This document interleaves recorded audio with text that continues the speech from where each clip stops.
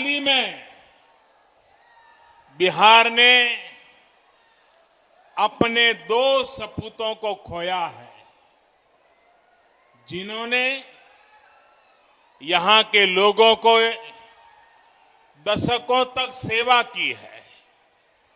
मेरे करीबी मित्र, गरीबों दलितों के लिए अपना जीवन समर्पित करने वाले और आखिरी समय तक, आखिरी सांस तक मेरे साथ रहने वाले रामविलास पासवान जी, उन्हें मैं अपनी श्रद्धांजलि अर्पित करता हूं। नमस्कार, वन इंडिया हिंदी में आपका स्वागत है।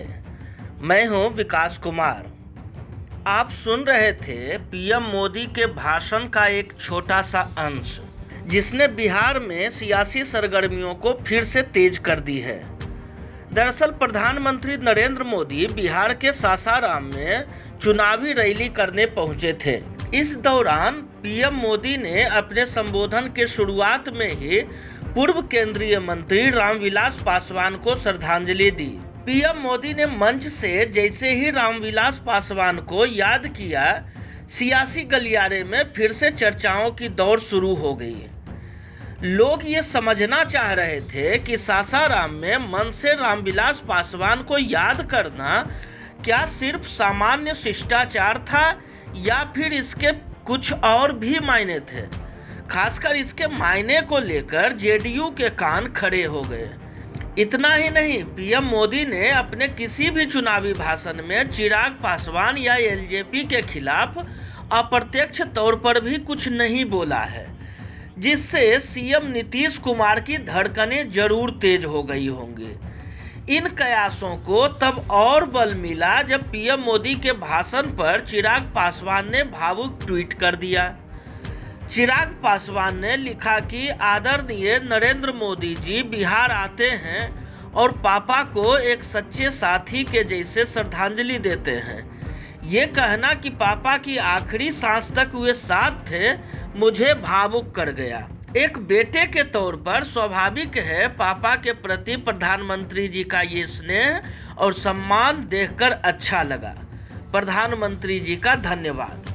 चिराग का पीएम मोदी के प्रति लगातार जाहिर इस तरह के बयानों से इन कयासों को और बल मिल रहा है कि शायद बीजेपी चुनाव के बाद के लिए अपने विकल्प खुले रखना चाहती है। इसके लिए हम लोक जनशक्ति पार्टी की रणनीति को समझते हैं तो तस्वीरें और ज़्यादा साफ हो जाती हैं। दरअसल चिराग पासवान यही दावा करते हैं कि सरकार बीजेपी की अगुवाई में एलजेपी के समर्थन से ही बनेगी।